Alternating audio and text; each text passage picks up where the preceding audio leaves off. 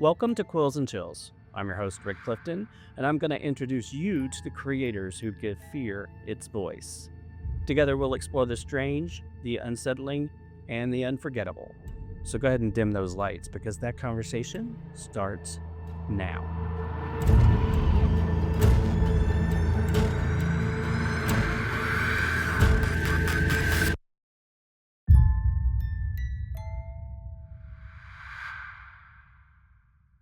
Hello and welcome back to Quills and Chills. I am your host, Rick Clifton, and today we are diving into the world of the afterliving with Fernando Rivera's mesmerizing novel that explores faith and spirituality, but through a vampire lens. And it's centering on a divine being that is born of blood.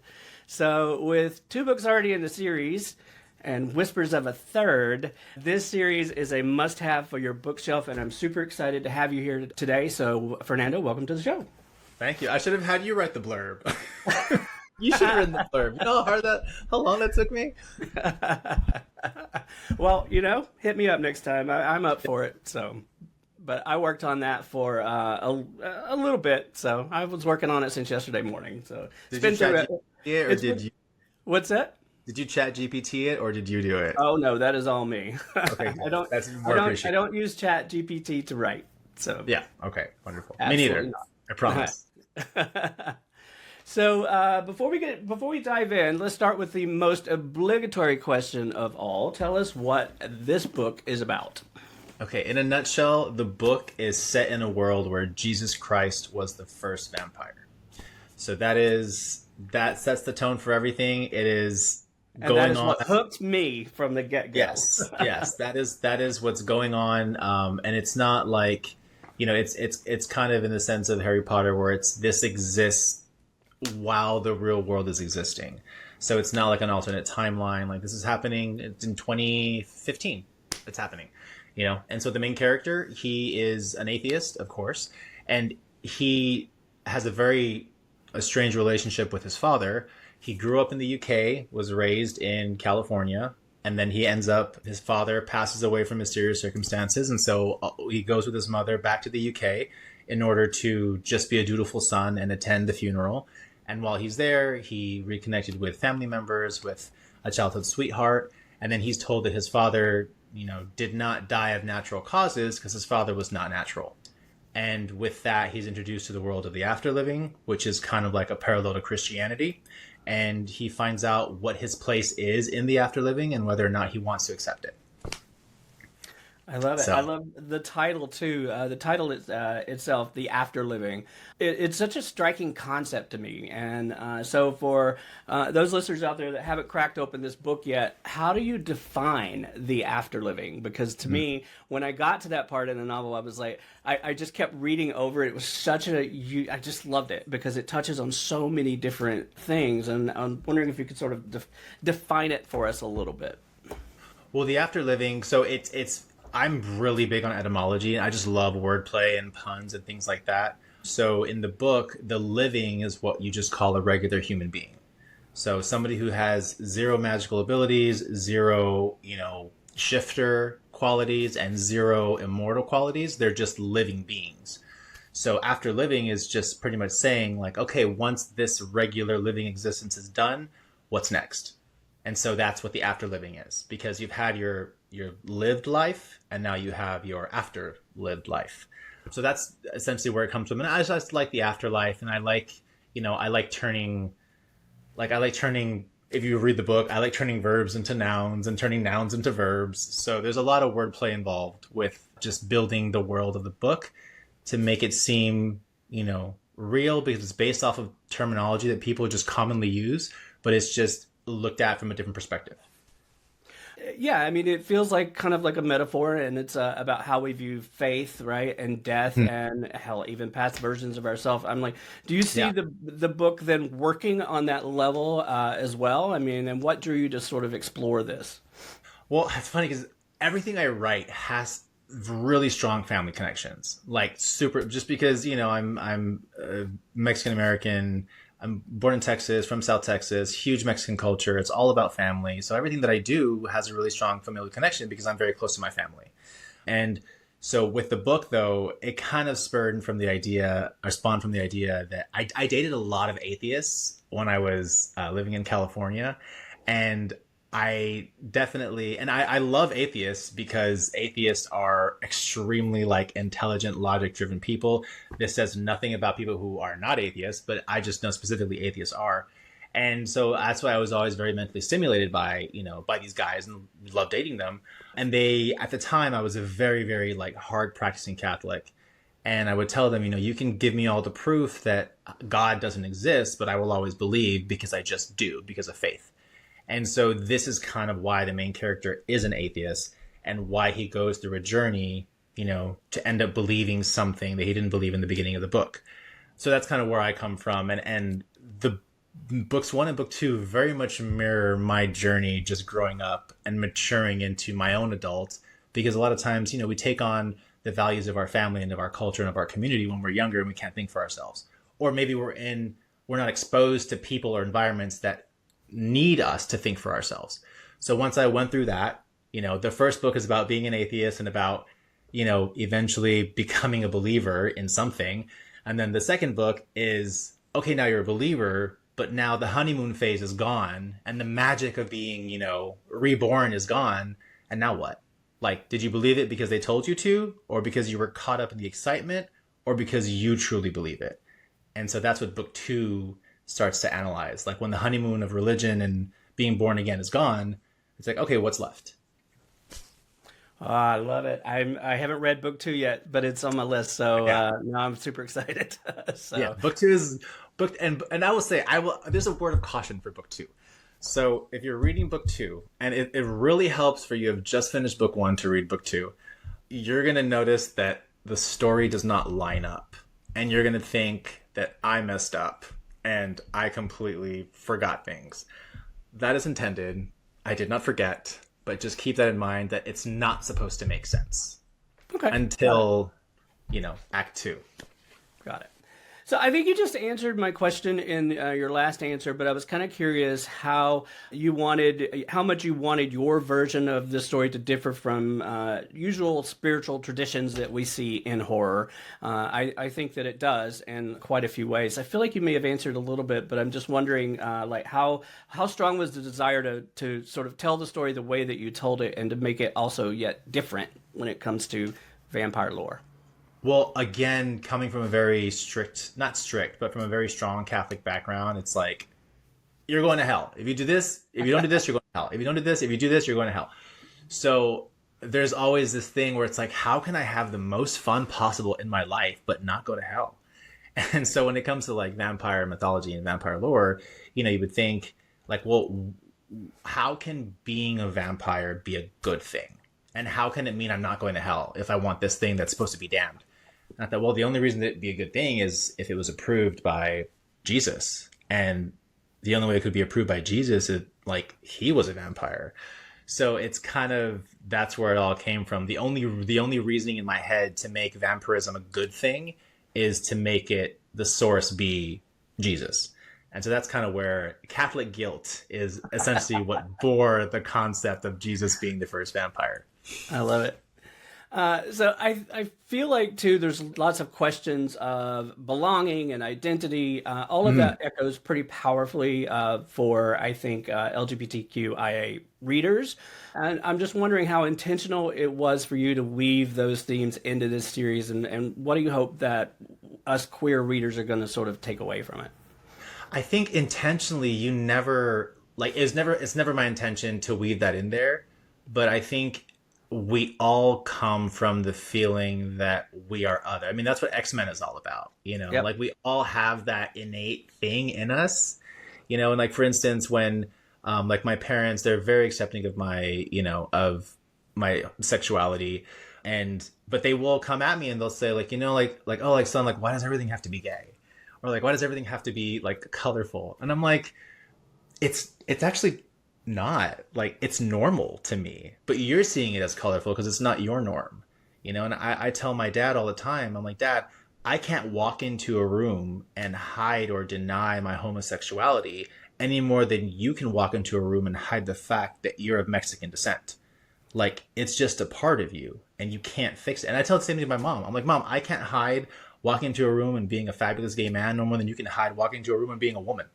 Like it's they're going to get that sense from you. And so that's kind of where, like, I don't intentionally weave these things in, but because we just naturally are like the outsider in mainstream society, it's just kind of always there. It's relatable, I think, across the board. And Yeah. like you said, it's I think that if anybody digs down deep enough, they're going to be able to find that connection. Whether they, some people don't want to admit it, but it's there. I think everybody feels othered at times, and it's just some experience it more than others. So Yeah. Yeah. And some people can, like, they can pass more than others can, but it's like, right. there's no fun in passing, to be honest. I enjoy being the wild card. Like, I truly think I was the personality hire at at the brokerage and at the team, because I'm just like, I can get away with so much shit because I'm gay, and just it's delivery, it's timing, it's comedy, which we're just naturally good at because we have to deflect for the majority of our like developing years. We learn it very young, for sure. Yeah. So, Yeah. Well, I think that horror often draws from our own lives as well. So I'm just kind of curious, and you've talked about this actually with your Catholic upbringing, but how much of your personal experience has filtered into all of these characters and the paths that they take? And that is my very obvious segue into getting to talk about these great characters. So, My character. So I am very much Manny in how I think. And, at the time, though, I was not an atheist when I wrote the book. So that was definitely not me. And it's one of the biggest things that I have been told. It's like, oh, like, why is Manny a straight character?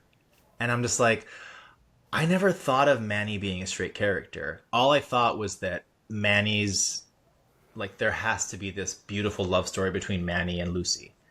And because Lucy, I mean, you've read book one, so you know who Lucy is. And because of this being a very prominent character, it's like, well, yeah, I guess it's a straight, love story. But my mom is definitely Minerva. She's definitely Mina, like 100%. My father, I have a great relationship with my father. So I don't know why, like, I write such terrible paternal relationships, but I have a great relationship with my father. My father's more like Micah. He's very patient. He's very aloof. My brother is James, such an asshole. Like, I love my brother so much, and he's gay also, so we have a wonderful connection, but he just is the only one who knows how to get under my skin, like no other person in my family. And I think, that alone, like, kind of like sets the stage for just how the characters, just like their initial points of view.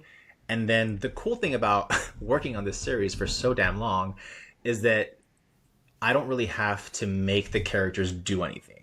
I just have to give the characters a circumstance or put them in a room with a topic, and they're so fully formed in my brain that they just say and do what they want to do.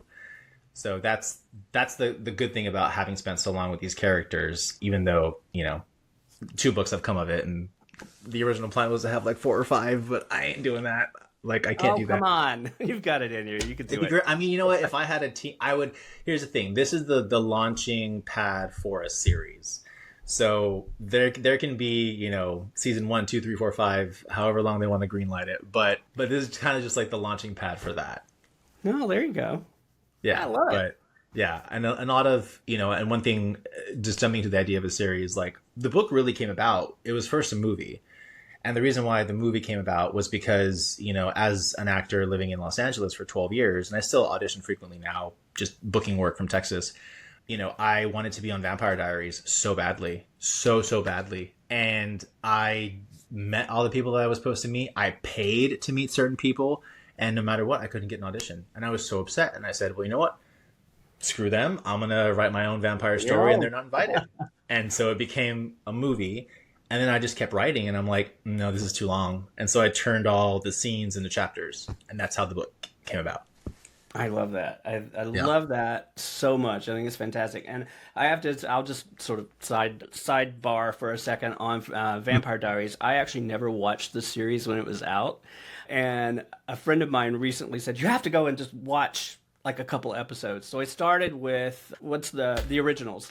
And The so I ori- watched the first season of the originals and I was like, oh hell. So That's then now I have to go back hard. and yeah, I have to go back and start the Yeah. Vampire Diaries. So I'm on like season 4 of Vampire Diaries now. So Oh my God, it's so I'm good. a, Yeah, I mean, I'm a Nina Dobrev latecomer. is brilliant the whole series. Yeah. Well, I mean, you saw the originals, so you know who Claire Holt is, who plays Hmm. Rebecca, Yep. and Rebecca for me was always the prototype of Lucy, like just Oh the wow. essence and just like because she can be mean and evil, and she can also be super sweet, and like you want to root for her, you want to date her, you want to braid her hair, like so that is who Lucy I always pictured in my brain. Wow, I love it. So I Yeah. want to do a fun little game here with the characters. In 1 or 2 sentences, tell me what either drives them or what their goals are, and I'll go through the list for you so we can talk a little bit about it. So let's start with Okay. Manny. Manny. What drives Manny is truth and justice. Like Manny is so self-righteous that he cannot help himself, and he always has to stick his nose where it doesn't belong because he would rather be right than be happy. I love And now that. you know how I am. Welcome to my brain. I wasn't going to say it, but there you go. I will say book 3 is a very different Manny, but All right. books 1 and 2 are definitely that Manny. Perfect. Minerva, Mina.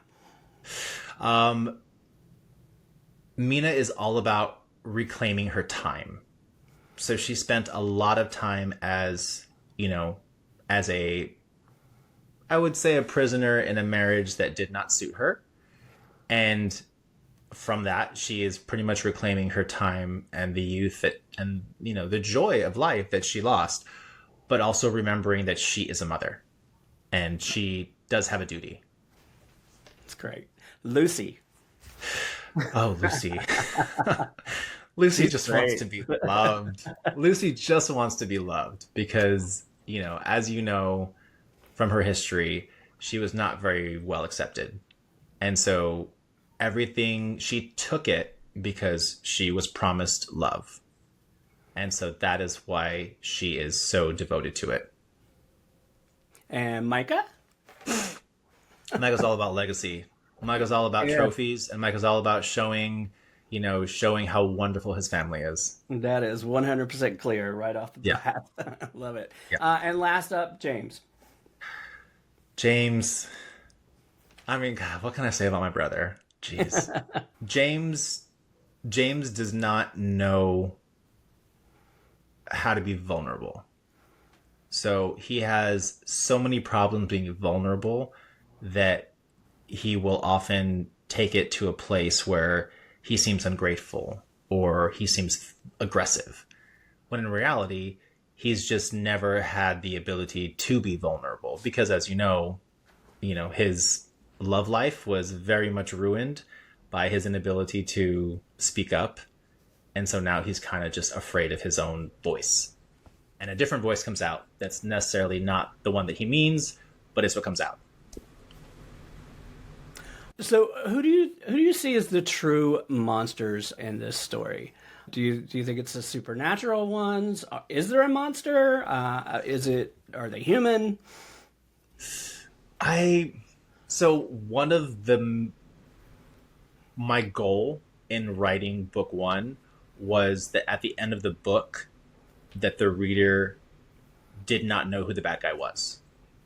And that was my whole goal, is that the reader decides who to root for once Manny decides who to root for.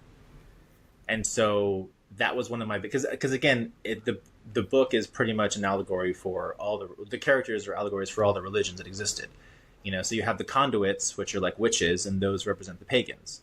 And then you have, the Lycanes, which are the werewolves, and those represent the Gnostics. And then you have, of course, the disciples, who are the vampires, and they represent, I guess, the Christians or the Jewish people who became Christians. So nobody was right. They just had their own story to tell. And it depends on who you heard that story from first and which resonated with you. So that was my goal. I also felt that they may not have been right, but they also weren't entirely wrong either. It was very hard to sort of I could, if I took a step back and really analyzed it, I could kind of see that point of view and from each of them. So I thought it was very interesting how each one had their own sort of, I hate to use the word ideologies, but their own sort of, And I mean, you have the silver cats also. Yeah. And the silver cats, I don't know if I believe in book 2, I tell you where the silver cats come from. But the silver cats are very much, a very happy-go-lucky people. And they're more Egyptian mythology type characters. So it's like they're related to the werewolves in a sense, but they're not from them. And everything is, and there's also avians, which avians are more towards Islam and the Muslim faith, but that's not my cup of tea. That's not my expertise. So I keep them there because they exist and they should be noted. But like, I don't want to be a Christian speaking for a Muslim in this world. So it's like they're all there, and it's really when they try to outshine the other that's when an enemy forms.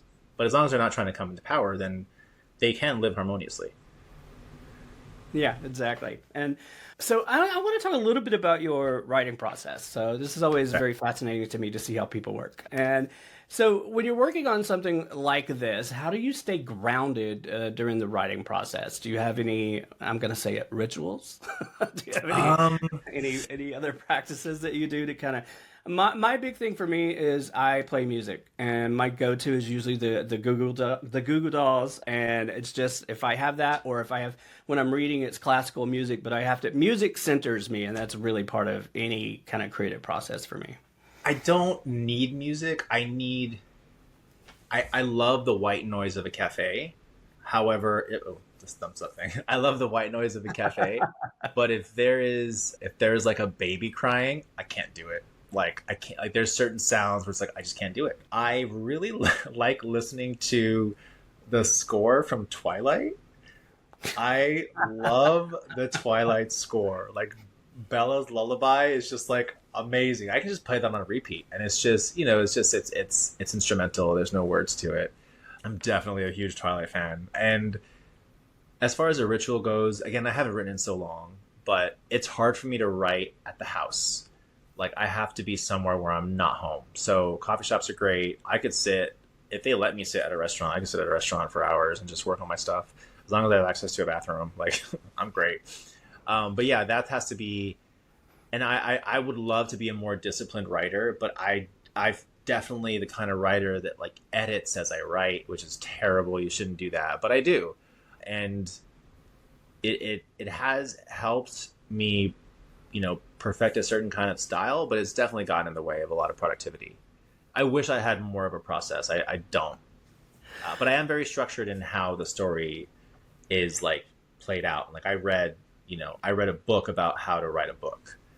So that's how how I roll. I'm very rigid in that respect. So do you plot it and outline it? Do you use any of the, or are you like someone that obsessively outlines on a board or something like that? So I tried that and I can't do it. Yeah, I did it with book 1 because book 1 again was a movie originally. So I had all the beats plotted out. And then book 2, I tried to do that, but then I read Stephen King's On Writing, and he just pretty much goes with the flow. But he was also like high as a kite when he wrote all his books. So like, yeah, you're gonna go with the flow. You're high as a kite when you're writing these books. So I tried that, and it was probably the worst thing that I could have done because I just found myself in an endless loop of build, and never a resolution to any of my scenes or my chapters. But that's also, I should thank it because that's also why a lot of the elements from book 2 made it in, because I started that book so many times and I had so many alternate beginnings that I was like, I don't want to kill any of these babies. So I threw them all into book 2 in hopefully a clever way. And so that served me, but I definitely need to be structured and plot at least like the midpoint. This happens at, the all is lost moment. This happens at the jumping into act 3. This has to happen, but I'm a little bit more fluid with it now. I used to, in the early days of writing, not like I'm a big writer or anything, but I don't mean to sound like that. But when I would write very early on, I would do very much like you in that I would write and I would edit. And so I couldn't move past it because I kept editing. Yeah. And I had a college Are you OCD too? What's that? Are you OCD too? I think I am just a little. Yeah. Yes, I think I have some. Definitely some tendencies there. But I had a college professor tell me, listen, you're going to do an exercise. You're going to write for 10 minutes straight, and you're just going to keep writing, and you're not going to worry about punctuation. You're not going to worry about spelling. You're not going to worry about if it makes sense. You're just going to write and see what comes out after 10 minutes. And it was probably the most amazing thing to see in the beginning. It's just a mess, right? But then once I got flowing, as I got towards the end of that 10 minutes, I kind of found my rhythm, and and so it really did kind of affect how I write. And the hardest thing in the world is the first 10 minutes to just get started writing. But once it's going, it goes. The first blank page is so hard. Like I can, like, for instance, like I have a third of book 3 already written. It's just been laying in my computer for God knows how long. But I already have a third of it already written. And I would rather, like, be starting on page 50 and have 200 pages to go than be starting on page 0 and have 100 pages to fill. Like, it just helps to know that I've done something already to give me the momentum to keep going. But even if it's like a shorter amount that I'm writing, if I'm starting from nothing, I'm so much more intimidated and in my head about like it being this vast, obstacle. Well, and again, this part process and part creative, but like building this world, right, out of this series that you've done, I think the hardest part would be the first one, and just figure it's like getting that world built. And then once that's done, now you kind of know sort of where all the sort of tent poles are, right, that you have to sort of hit with all of it. But I feel like that first one and just getting it out on the page is probably the hardest part of all of it. But it definitely was, especially because you have to establish the rules of the world. Like you can't, and that was one thing that was covered in the book that I read about how to write a book and how to write a movie, was the idea of like double magic.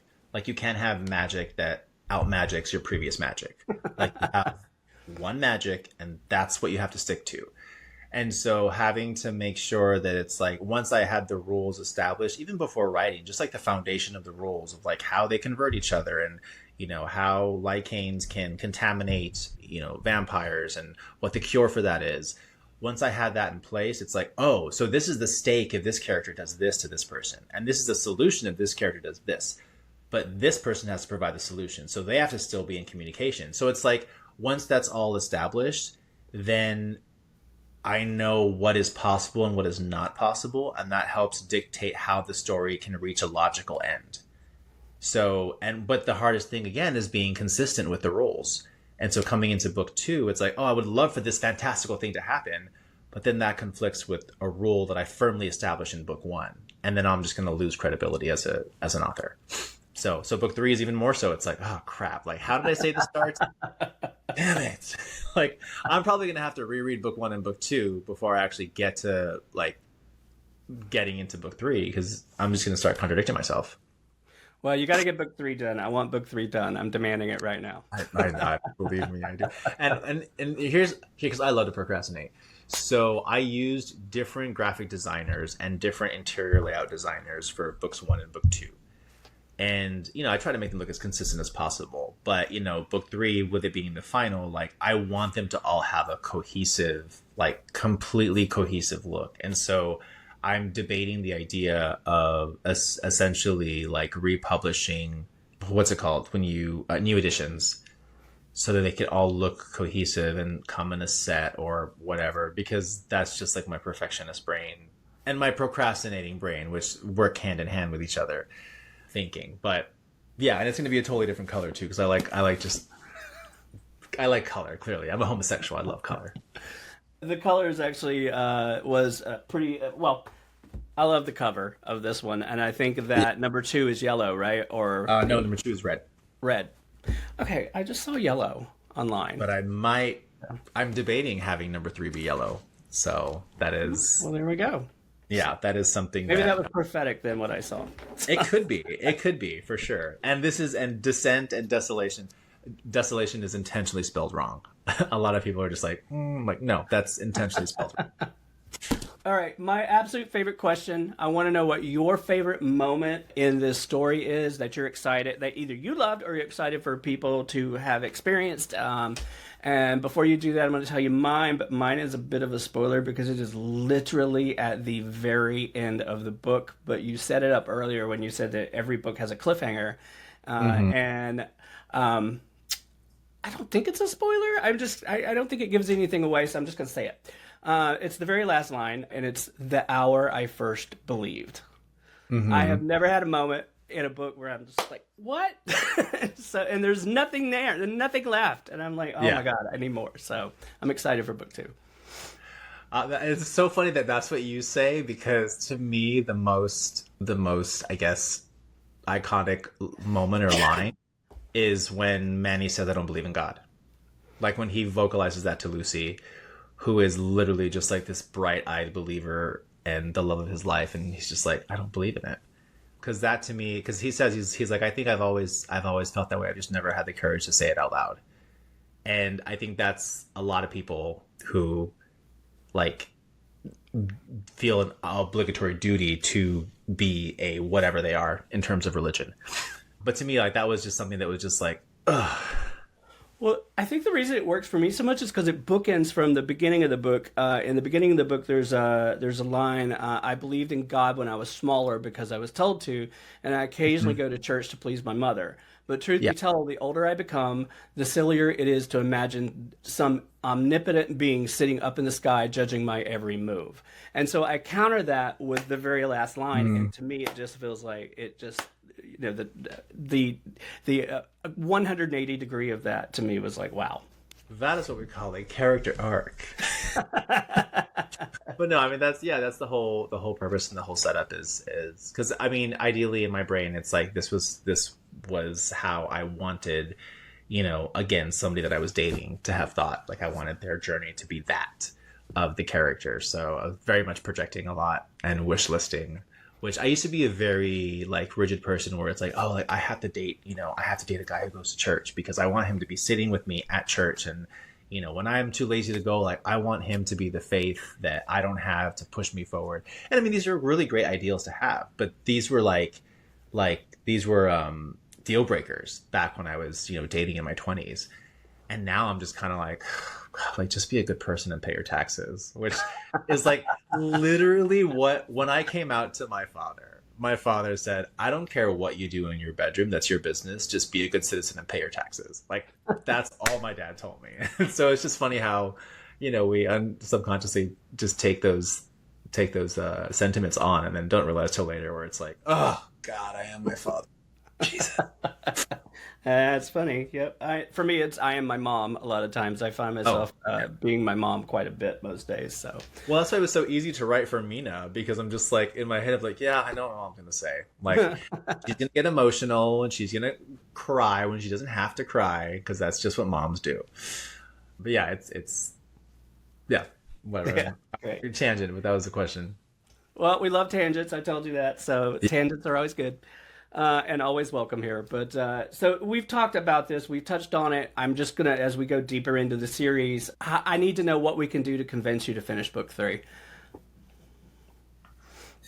Oh, gosh. What do you need? Do you need an online petition? Do we need to start a rally of fans? What do we need to do? I mean, I need a Tolkien moment, and I need a series deal. Apple TV or Netflix or something. I'll be like, okay, fine, I'll write it. Like, I will write it.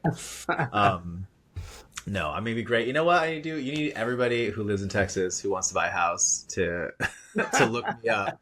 Because once I get that money, I can do a little bit of retirement and I can work on my creative juices. But no, I really do want to get back to it. I'm just having so much time, so much problems with time blocking, because I do a lot of home renovation stuff. And so it's like, when I have those spare minutes, it's like I want to be in my garage working on something. And just before I came on here, I realized I royally messed up on a project and I have to fix it. And I'm like, that's gonna hurt. So like my brain is already out those. I know it's fine. It's fixable. It's just a whole ordeal. But no, I really do want to finish it. I'm with you. All All right, perfect. I'll leave you alone about it. We'll start an online rally if we have to. If we don't see it soon, I'll start that way. Okay. Okay. All right, the book is called The Afterliving. It is available now. Do you want to tell everybody where they can find the book? Yeah, it's on Amazon. You can find it there in paperback. I believe it's available in hardcover as well, along with book 2, Descent and Desolation. They should be linked together. And book 1 is on Audible, so I narrated that, so you can listen to book 1 if you're, if you're an Audible type person. I also and somebody had looked up, because they look up books on Goodreads, and so it's got a good rating on Goodreads. It's got nearly 5 stars on Amazon, so would love to have more ratings. I don't do well at advertising the book as much, because I feel like, written so long ago, like nobody wants to hear about that. But ratings always help. Well, it's interesting. I came across it because somehow you ended up in my FYP on TikTok, and so as I sort of started looking at it, like, you would come up more and more and more. I think there was something, I don't know how I got there, but I saw the book and I was like, oh, well, let me go check out this book because of the show. And then I think I got through 3 or 4 chapters, and that's always my test, right? It's always my gauge. I would definitely have him on to talk to him. So it just randomly showed up in my TikTok feed one day. So I think it's because I was trying to get it in the local library here. And so I think I made a TikTok about getting in the local library, and that's probably how you came across it. Yep. And it just kind of popped up, and it's just kind of snowballed from there. So anyway. I love it. I mean, I appreciate it. Thank you very much. And what's a vampire book that I should read? Oh, well, I just finished one. Hold on. What was it? Give me a second. It was so good. Coffin Moon. Coffin Moon? Yeah, by Keith Rosen. Okay. Yeah, it's really, really great. It's kind of part... It takes place in the 70s in Colorado, and it's kind of a part thriller, but it's got vampires, and it's bloody and gory, and it's just but it's really fucking good. So it's really fucking great. I loved it. So is it more on the horror side? Mm-hmm. I think it's true. It's definitely true horror for sure. So, but it's cool. But it's, I mean, it definitely had some bloody scenes and stuff, but God, those characters, man, they were hard to forget. I mean, they were something else. So I highly recommend it. And it just came out, I think, just like a couple weeks ago. Okay. Oh, okay. It's a new one. Okay. Yeah. Yep. No, I mean, I'm definitely. I try not to read too much vampire fiction, because I don't want to risk, like, not stealing an idea, but the idea of thinking of something and then be like, oh, it's just recently done. Like, oh, that sucks. Like, how can I put a different twist on that? But I do love, like, for instance, I watched on Netflix Midnight Mass. And did you watch? God, Midnight Mass is great. I love that, man. Which, I was watching it and I was like, oh my God, like, this is very similar to, what I wrote, but they just didn't go that one extra step further. But then I was thinking, I was like, oh man, like, this is out there, this is already made. And I looked and I said, oh wait, no, my book came out first. Never mind. Never mind.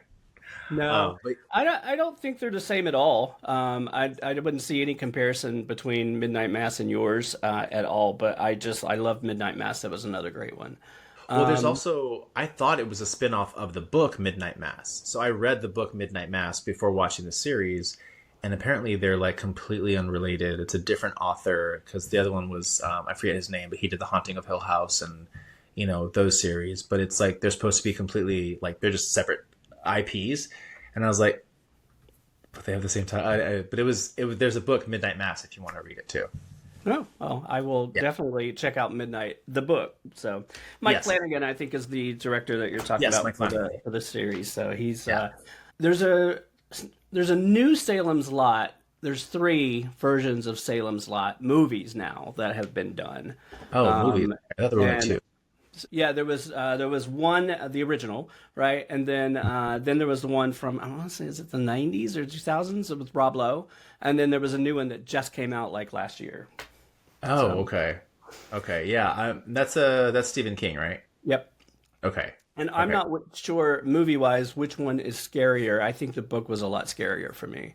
It's just things on the page are a lot scarier than I haven't read a lot of Stephen King because he rants so much. Like he just goes off on a tangent and I'm just like, again, my OCD starts kicking up and I'm just like, what is the point of this? Like this does not service the plot. But it is like I read it and it was just like it was very, very long. Tried to read it. I kind of gave up on it. I was like, okay, yeah, because it's for exactly those reasons. Like I feel like we're going way down a rabbit hole here. Yeah, that was my first exposure to Stephen King, and I'm like, maybe I'll just stick to his movie adaptations because those are really good. Those are scary. I like them. I will say Cujo was the very first Stephen King book I read, and it scared the absolute crap out of me. Just I don't know what it was, but this relentless dog that would not stop attacking to me was just one of the scariest things to think about. Well, apparently, I heard somewhere that he does not remember writing that book. He was so high that he does not remember writing Cujo, which I'm like, so that's probably makes sense as to why it's so scary. Right. He just completely blocked it out of his mind. No, like I love horror. I was raised on horror, so my every holiday, like we always like, there's always a Christmas horror movie that's playing at theaters that we'll go watch. That's all my mom's doing. She loves horror. She raised us on it, so I love that. That's fantastic. We unwind with horror. Like it's like, oh, like I'm so stressed. Can we go watch it or something? Like it's been a long day. I love so yeah, that. that's where we get it from. But yeah, No, I'm a big fan too, but I can't do it at the end of the day. I need to end the day with either Golden Girls or, I don't know, Bewitched or something that just kind of... I need good vibes before I go to sleep. Otherwise, I carry it into my dreams, and that's never good. and I've luckily have never had bad dreams, but like as you can see, like I have the Camp Crystal Lake, and then I have Haddonfield. So these are like my go-to properties. But yeah, no, I'm a huge fan of that stuff. I think Friday the 13th was one of the first horror films I saw that absolutely scared the life out of me. I couldn't even sleep in my bed. I had to go sleep in the living room by the fireplace. It was Friday the 13th? Yeah. The original one? Or I think it was number 3 or 4, but okay. anyway, I snuck into it. I was too young to go, and so I snuck into it, and I shouldn't have gone. It scared the absolute crap out of me. So. Candyman, the original one. Man. Freaked the crap. I remember it's just like the first kill scene, the introductory kill scene, and I was just screaming. It's the first movie that they legit had to make me stop watching because I was crying. Like, and that's definitely, so it's like I have like a little bit of a trauma with that property. But I did like the remake. The remake was pretty cool, the reboot. I thought it was pretty awesome, and like I liked how they made it like a very socially like advocacy kind of, Yeah, I liked it too, and I don't think it. Unfortunately, I don't think it did that well. Did it in the theaters? But it was. The acting was so good. Yeah, it was really. I thought it was really great across the board. So I had no complaints about it. So one of the better remakes. Unpopular opinion: how did you feel about the reboot of Nightmare on Elm Street? So, uh-oh, what happened was. This is one of those tangents you warned me about because I'm all in. Yeah. So, the fact that they went darker and more grisly and scarier, I liked because it had gotten to the point with the Nightmare on Elm Street franchise as it sort of went on that it just became campy and it was no longer really scary. Yeah. And the first couple of films I think were scarier than Dream Warriors, without a doubt, was my favorite of the Elm Street films. But the new one, I didn't hate it. But I had the opportunity to meet what's his name? Freddie Cassidy? Yeah, no, I didn't meet Katie Cassidy. I love Freddy Krueger. So I met. Oh God, why can't I think of his name? You met Robert Englund? Robert Englund, thank you. Yes, I met him years ago. I was working on doing a behind the scenes piece. We spent a week on the set of Friday, Jason versus Freddy, and we got to spend a week with him. We got to see him go into makeup, the way he transforms himself from Robert Englund to Freddy Krueger while they're doing the makeup. He's a classically trained actor. And so as he is getting in makeup, he starts changing his voice and all of this stuff, all of his mannerisms and everything. And by the time they're done with makeup, he is fully Freddy Krueger. And I absolutely fell in love with that man. And so it was hard for me to want to love the new reboot Yeah. because of my love for Robert Englund and Freddy Hmm. Krueger. So I was kind of torn. It was always very hard, but I didn't mind the darker edge of the new one. Yeah. I just really appreciate, I like how they take iconic moments of the original and then try to put a spin on it. So like, like the going up the stairs and it's like sludge on the steps, or the way the bed absorbs him and spits him out. Like I just appreciated how they made the twist on those things.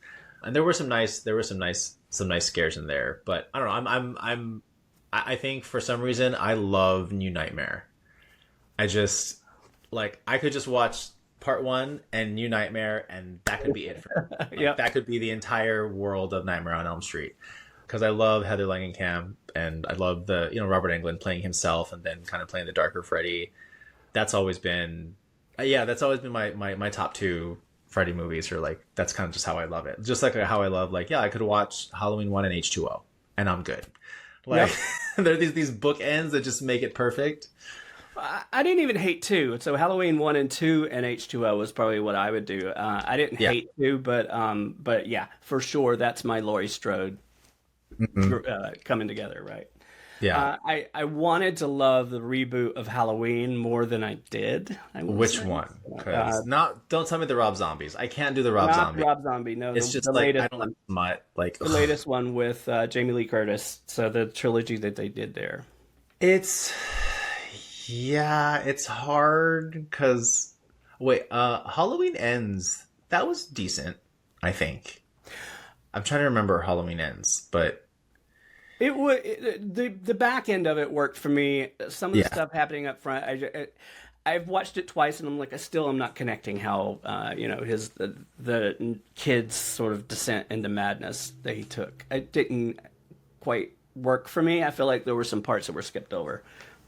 and the screams. How are you with screams?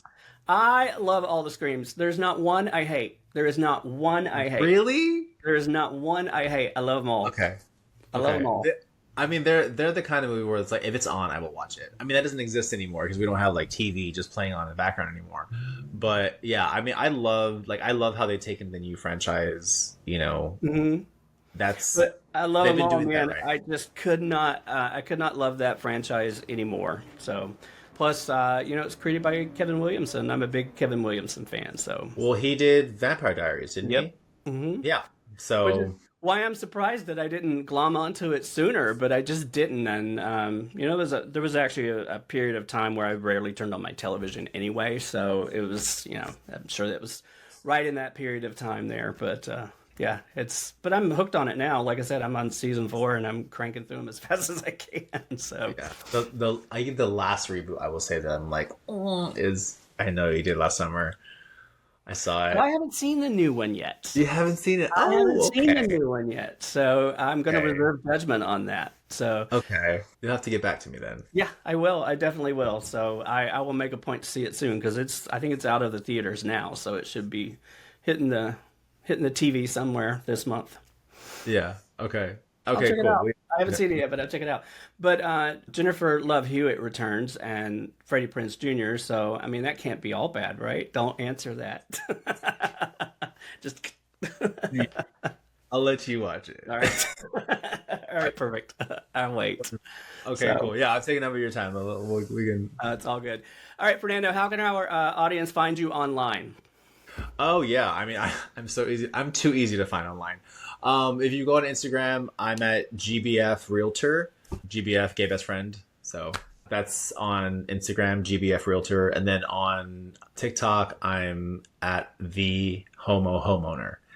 So you're gonna find all my fun renovation videos and thirsty things, because that's just what you do when you're trying to get attention and show people how to remodel a kitchen. Well, I did love the window shelf that you added. I thought that was pretty fantastic. So I saw that one. Yes, that one popped up. my plants are very grateful for that because they were getting a little bit too crowded down there. But yeah, and then that's pretty much the main way, and you can contact me anyway from there. And I'd love to hear what you think about the book. Cool. So if you buy it, read it, tag me. I will get all of those on screen for the video version. It'll be in the show notes as well. So Okay, cool.